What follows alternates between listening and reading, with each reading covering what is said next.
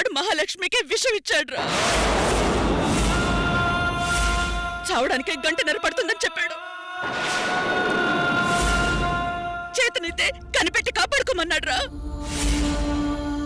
ఆ అమ్మాయికి జరిగింది మీకు తెలీదా? ఎందుకు తెలీదు? తెలుసు. అదేనమ్మా, యాక్సిడెంట్ గురించి చెప్పాను కదా, అదే.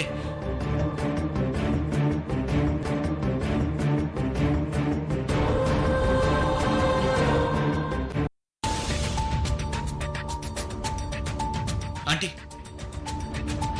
శాలిని జీవితాన్ని 5గురు కలిసి కుక్కలు చింపిన విస్తరాకు చేశారని మీ ఇంట్లో తెలియకుండా మేనేజ్ చేస్తున్నావా వీరేశలింగం? ప్లీజ్ ఆంటీ, అలా మాట్లాడకండి. రేపు మేడం గారు, పాపం పిల్లాడు చూడ్రా ఎంత బాధపడుతున్నాడో. పాపని బాగా ఇష్టపడినట్టున్నాడండి పాపం. అయితే ఇక నుండి పడుతూనే ఉండాలి పాపం. ఏంటి అర్థం కాలేదా? నువ్వు దాచిన విషయాన్ని నేను మీ ఇంట్లో విప్పకుండా వచ్చింది నీ మీద జాలితో కాదు, ఆ రోజీ మీద పగతో. అది నాకు ప్రాణానికి ప్రాణం అంటే అర్థం ప్రాణం ఇచ్చేంత కాదు, ప్రాణం తీసుకునే అంత ప్రాణం. అందరికీ మిత్రువులంటే ప్రాణం, నాకు నా శత్రువు అంటే ప్రాణం. Aunty please aunty, Rosy aunty మా ఇంట్లో అందరికీ శాలిని గురించి తెలుసనే అనుకుంటుంది. దయచేసి దీన్ని ఇక్కడితో వదిలేయండి ప్లీజ్.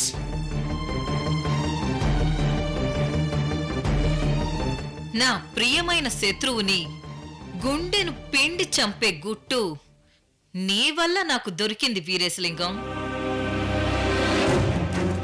దాన్ని టైం వచ్చినప్పుడు టైం బాంబులా విప్పుతాను. Bye aunty, bye. Aunty aunty please aunty, aunty aunty aunty నా మాట వినండి aunty, aunty please aunty, aunty aunty విషయం ఆంటీ,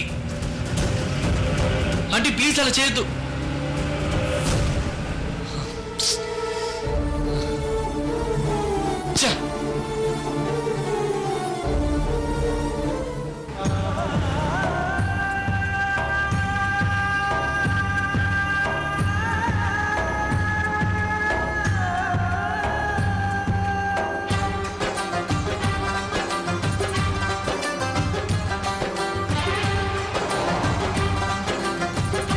నాకు చాలా భయంగా ఉంది లోకి. వీడేం చేస్తాడో ఏంటో.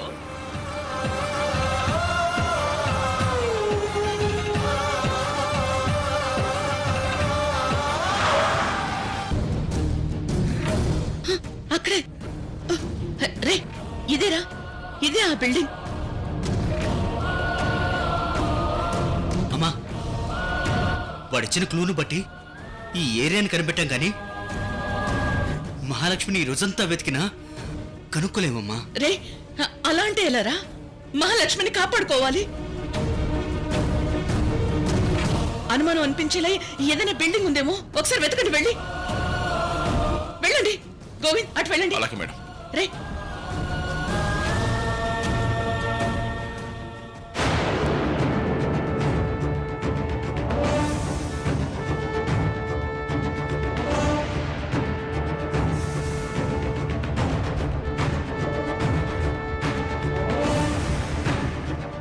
గోవింద్ ఏమైనా తెలిసిందా? ఎక్కడే ఎక్కడా లేదమ్మా. కనిపించలేదు మేడం. లేదమ్మా. ఏంటి రోజీ మా ఆఫీస్ బయట వెయిట్ చేస్తున్నావు? మొన్న మోకాళ్ళ మీద పడింది చాలేదా? మళ్ళీ పట్టడానికి వచ్చావా? రే లోకి,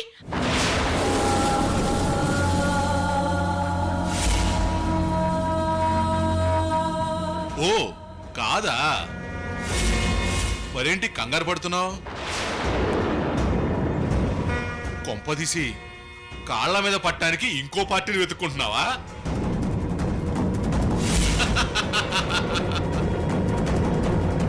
ఆ బ్యాడ్ బాయ్ ఇంకా ఈ పనుల మీదే రోడ్ల మీద తిప్పుతున్నాడా?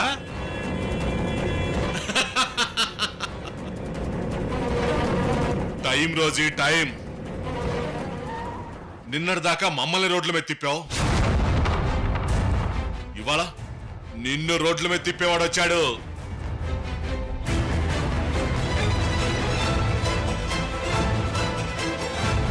వాడెవడో కాని నాన్న దండేసి దండం పెట్టుకుని నిలుచున్న చోటే గుడి కట్టేస్తాను రోజీ.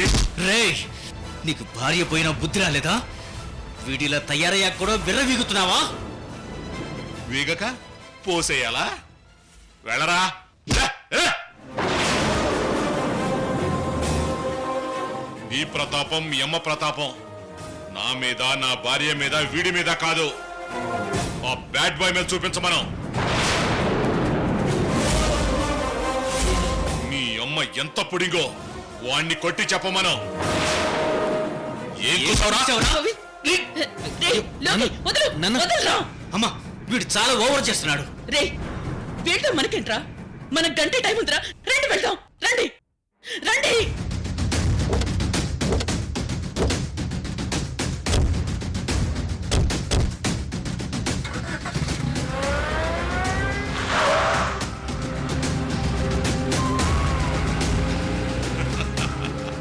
రే సన్నాసి, చూడరా రోజీ చూడు ఎలా పరిగెడుతుందో. ఆ బ్యాడ్ బాయ్ ఎవడో కాని కంటి కనపడకుండా ఫోన్లోనే రోజీని ఏడిపిస్తున్నాడు. నువ్వు ఉన్నావు, ఏం లాభంరా? ఆ బ్యాడ్ బాయ్ నువ్వే అయ్యుంటేనా హైదరాబాద్ మొత్తాన్ని ఏలేవాణ్ణి.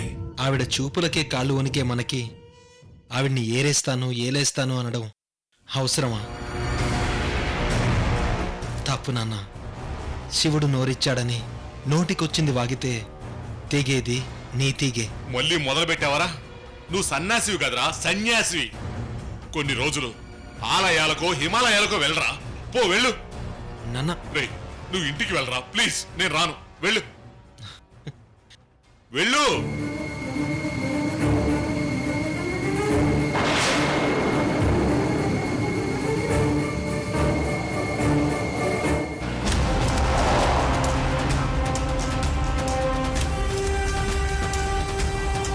రే, ఏంట్రా ఇప్పుడు ఎలారా? మహాలక్ష్మిని పట్టుకోవడం?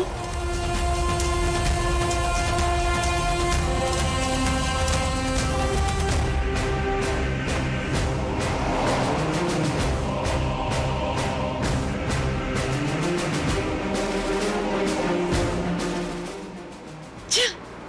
లోకి, ఆపరా, బండి ఆపు.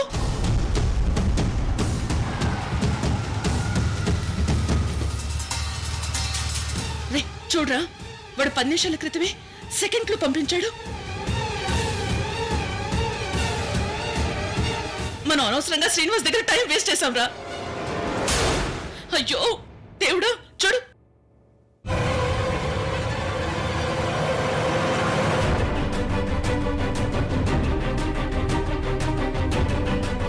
చూడరా, మహాలక్ష్మిని చూడు. రే, ఇందులో ఏంట్లో ఉందో నాకే అర్థం కావట్లేదురా. చూడండి.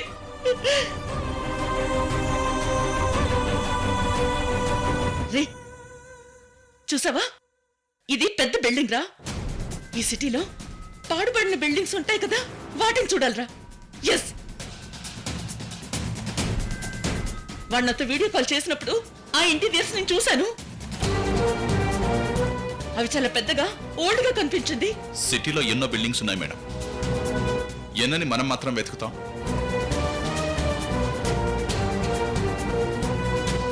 అమ్మా, సిటీ అవుట్స్కర్ట్స్ లో ఇలాంటి బిల్డింగ్స్ చాలా ఉంటాయి. మనం నాగోల్లో ఉన్నాం. చెప్పమ్మా, ఇటెళ్తే ఘట్కేసర్ వస్తుంది. ఇటెళ్దాం. చెప్పమ్మా. ఏమన్నావురా? ఏమన్నావు? ఘట్కేసర్.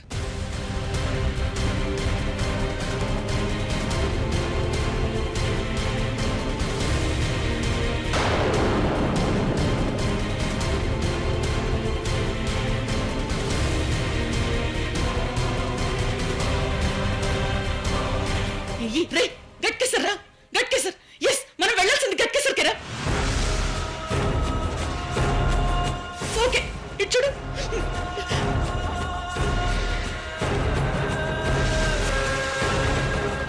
Yugandhar super market. అవునమ్మా. ఈ బిల్డింగ్ కి మన మహాలక్ష్మికి ఏదో సంబంధం ఉందిరా. మహాలక్ష్మి ఉన్న బిల్డింగ్ వెనక ముందో ఈ స్టోర్ ఉంటుండాలి.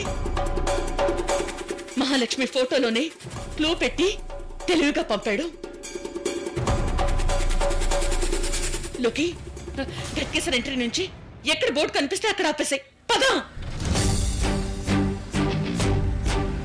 ఫాస్ట్ గా పోనీరా. మనం ఆ స్టోర్ దగ్గరికి వెళ్ళగలిగితే మహాలక్ష్మిని కాపాడుకున్నట్టేరా. ఫాస్ట్ గా పోనివ్వు.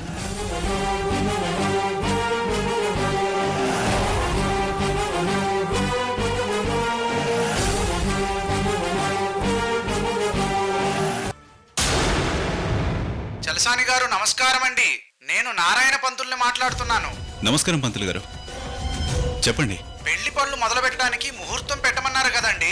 రేపు దివ్యమైన ముహూర్తం ఉంది. మీరు సరేనంటే శాస్త్రోక్తంగా పెళ్లి పనులు మొదలు పెట్టేస్తాను. తరువాత మీరు పసుపు దంచే కార్యక్రమం వేడుగ్గా చేసుకోవచ్చు. అలాగే పంతులు గారు, మంచి ముహూర్తం అంటున్నారు కదా, అలాగే కానివ్వండి. ఇప్పుడే నేను ఆ ఏర్పాట్లన్నీ చేయిస్తాను. మంచిదండి. ఏంటన్నా పెళ్లి పనులు రేపటి నుంచే మొదలు పెడుతున్నారా? అవును భార్గవి, మీ అమ్మని పిలువమ్మా. ఈ విషయం చెప్పి హర్ష వాళ్ళకి ఫోన్ చేద్దాం.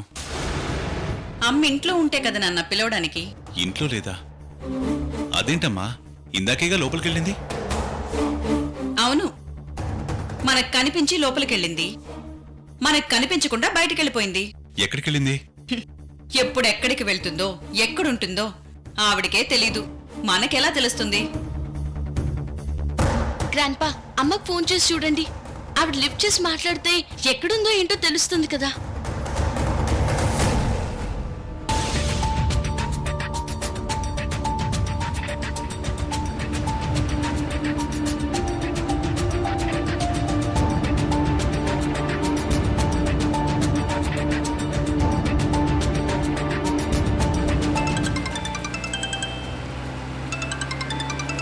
చలసాని ఫోన్.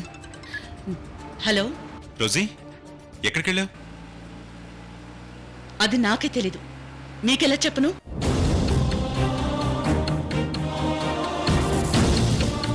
దేనికి చేశారో చెప్పండి.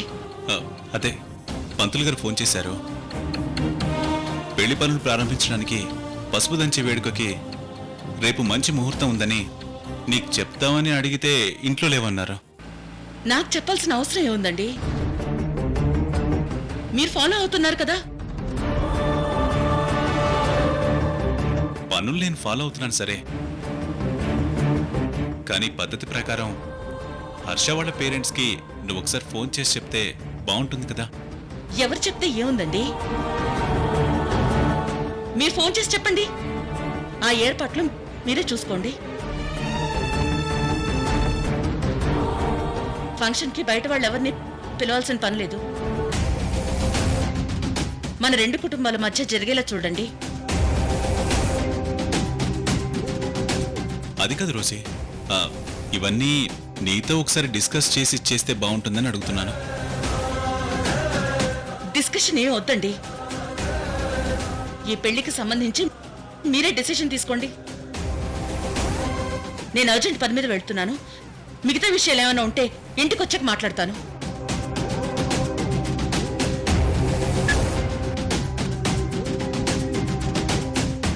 ఏంటన్నా ఏమందమ్మా? ఏం లేదమ్మా, ఓకే అంది. ఆ ఏర్పాట్లన్నీ మనం చూడమంది. నేను ఈ విషయం హర్ష వాళ్ళ పేరెంట్స్కి చెప్తాను. నువ్వు ఈలోపు ఫంక్షన్ అరేంజ్మెంట్ చేసే వాళ్ళకి ఫోన్ చేసి పిలిపించు. అలాగే నాన్న.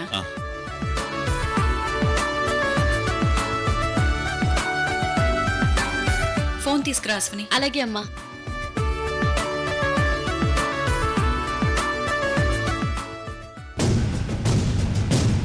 రే, త్వరగా పోనీరా.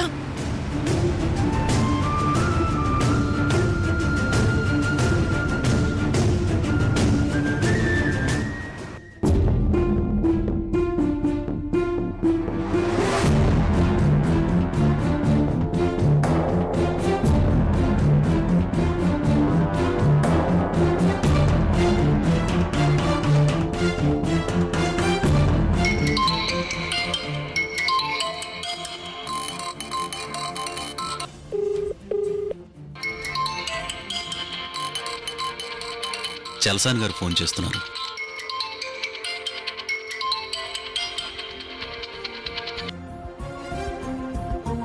చెప్పండి చలసాని గారు. శుభవార్త చెప్పడానికి ఫోన్ చేశాను బావగారు. ఇప్పుడే పంతులు గారితో మాట్లాడాను. పెళ్లి పనులు రేపే మొదలు పెట్టమని చెప్పారు. మీరు పని చేయండి, మీ ఇంటి దగ్గర ఉదయం పూజ చేసుకుని అందరూ కలిసి మా ఇంటికి వచ్చారంటే మన 2 కుటుంబాలు కలిసి పసుపు దంచే వేడుకలు చేసుకోవచ్చు. ఏమంటారు? ఇందులో అనడానికి ఏముంది బావగారు, ఆల్రెడీ మనం అనుకున్నదేగా. మా ఇంట్లో పూజ అయ్యాక బయలుదేరే ముందు మీకు ఫోన్ చేస్తాను. అలాగే, మంచిదండి. బాయ్.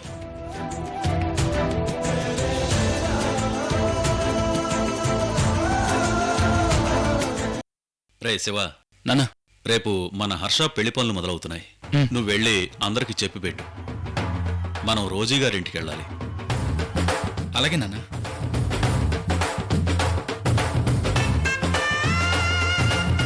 రే అన్నయ్య, అన్నయ్య, అన్నయ్య, రే అన్నయ్య, రే అన్నయ్య, ఏంటి సంతోషమా? పోరా, ఇంకా వదిన అక్కడ నువ్విక్కడ అన్న దిగులు నేటితో ఎండ్రా. రేపటి నుంచి వదిన నువ్వు ఇద్దరు పక్క పక్కనే. సిగ్గా పోరా.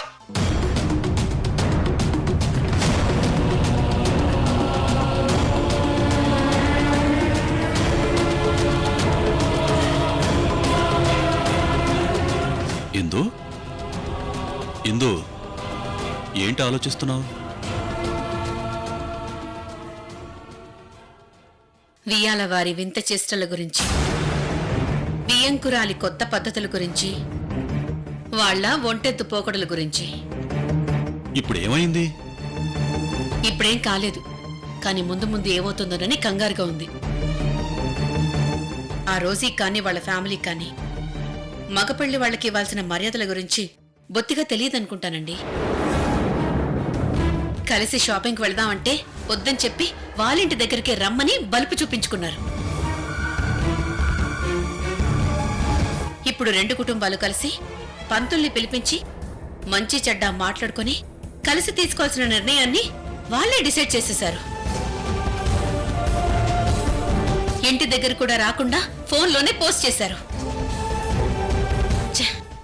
ఇదంతా చూస్తుంటే నాకెందుకో చాలా ఇబ్బందిగా ఉందండి. పోనీలేదు, వదిలే. అందరూ మనలాగే ఉండరు కదా. కొందరు పద్ధతులకు విలువిస్తారు, కొందరు పనులకు విలువిస్తారు. ఇప్పుడు వాళ్ళు ఇలా చేయకూడదని చెప్పి మనమేమన్నా మొండికేస్తే ముందు బాధపడేది మనవాడే. వాడి మొహం చూసే వాళ్ళనేం అనలేకపోతున్నాను. ఇందు,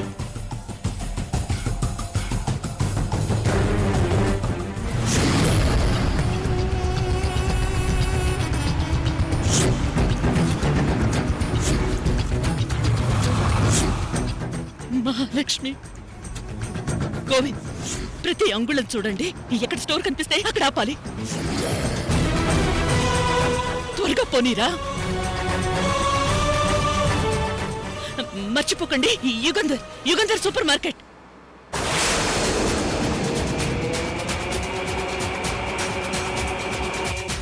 వీడెవడో కాదు మేడం, ఓ సామ్రాట్ గాడే మేడం. యాంటీడోస్ అని వాళ్ళ ఆట కట్టించారు. ఎస్, సేమ్ అదే ప్లాన్. అక్కడ తల్లి కొడుకులు ఫేస్ చేసినవన్నీ ఇక్కడ నీకు మహాలక్ష్మికి అప్లై చేద్దాం అనుకున్నాడు. మారిపోయినట్టుగా నాటకం ఆడి బ్యాట్ బాయ్ గా కొత్త అవతారం ఎత్తాడు.